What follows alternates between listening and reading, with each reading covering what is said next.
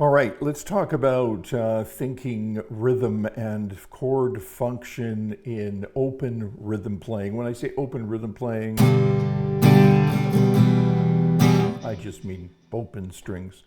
All right, now the chords that we play in the key of G, for instance, are directly derived from the scale. The 1 chord is a G. The 4 chord is a C, because it's built on the 4th degree of the scale.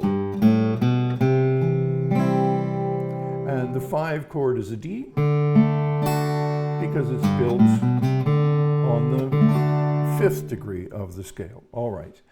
So the core progression is always 1, 4, 5. And we call those chords the tonic, the subdominant, and the dominant. And I won't get into the deeper theory as to why that is. Let's just categorize these chords because that's important. The subdominant chord wants to return to the 1 chord, the tonic chord, and the 5 chord wants to return even more strongly to the tonic chord. All right, so think of the dominant chord returning to the 1 and the 4 chord wanting to return to the 1. The 4 chord can also go to the 5, and then you end up going back to the 1. That's important stuff. We can jump in deeper in another video. Okay. Now, this is what I wanted to get at. In the key of G, we also have a chord built on the 6th degree of the scale. 1, 2, 3, 4, 5, 6. The E note, or down there at that octave. And the chord that's built on that E note in the G major scale is E minor. E minor is relative to G. We say it's relative because they share most of the same notes. In the case of an E minor chord, it has a G and a B in it, just like the G chord. Except the E minor also has an E in it. So they're very closely related. So they function as a tonic. Both of those chords function in the same way. They're destination chords. E minor is a weaker, more passive tonic destination, and the G is the very final resolution of the key. Okay, and the same thing goes for the A minor chord. The A minor chord is built on the 2nd degree of the scale, and it's relative to C major.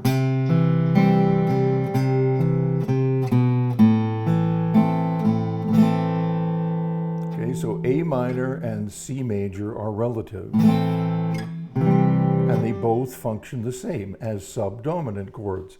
They want to return to a tonic chord sound. Then we have the 5 chord, D, and it also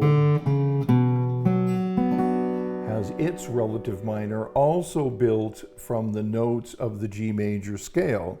And that chord is a B minor. So now we have 6 chords altogether: a G, a C, and a D, or a 1, a 4, and a 5 in the key of G major.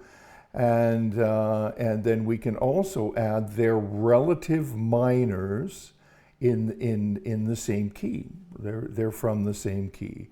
And those relatives are, think of G as and E being relative, C and A minor being relative, and D and B minor being relative. Okay, now if we take a closer look, we effectively have 2 different keys happening at the same time. We have the key of G major, which is a 1, 4, 5, G, C, and D being the foundational chords in the key, and then we have a 1, 4, 5 progression in the key of E minor, the relative minor to G. E minor, so E, F, G, A. 1, 2, 3, 4. So E minor goes to a 4 chord of A minor.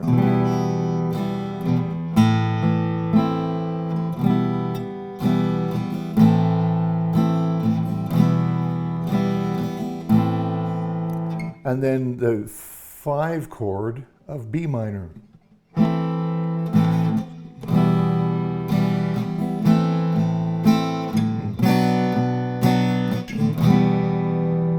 So effectively, out of the scale of G, we have 2 keys. One key is G major and the other key is E minor.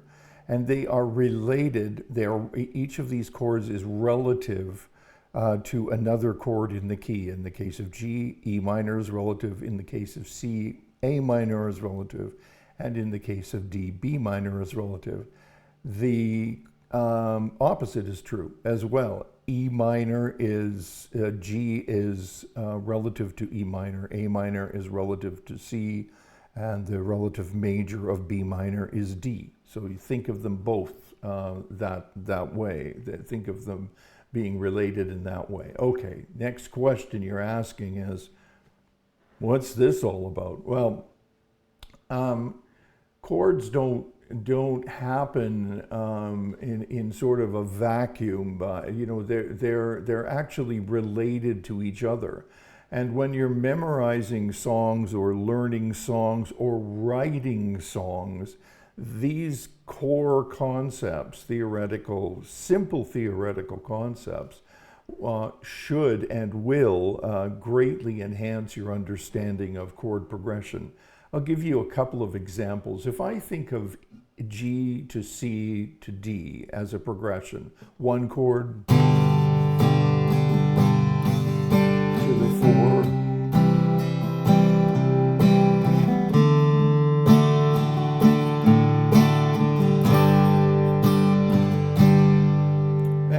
and I say, okay, well, let's say if I'm writing a tune, you know what, I want an alternative to that 4 chord. I'm going to try its relative minor.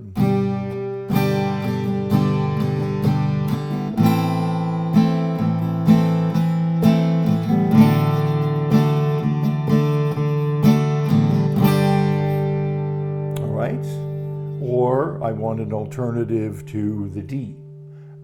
And so I'm going to go from instead of D, use a B minor.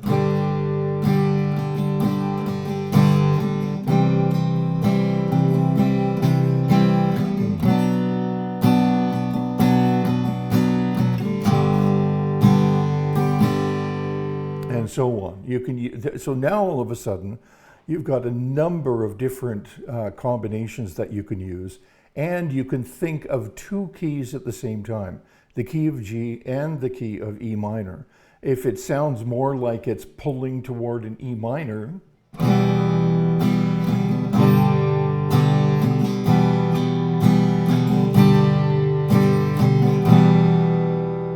maybe you're going to be in the key of E minor, right? Your ears will decide that. Okay, I think that's about it. Think of your chords in groupings. Don't think of one chord, like just there it is, there's my chord picture of G. Rather than do that, think immediately, what's the relative to G? What's the relative to E minor? And do that with literally every chord you know.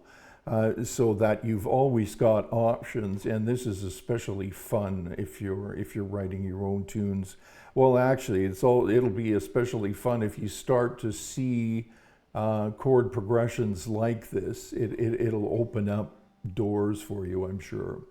Okay, let's stop there and think about tonic, subdominant, and dominant, and relative chords.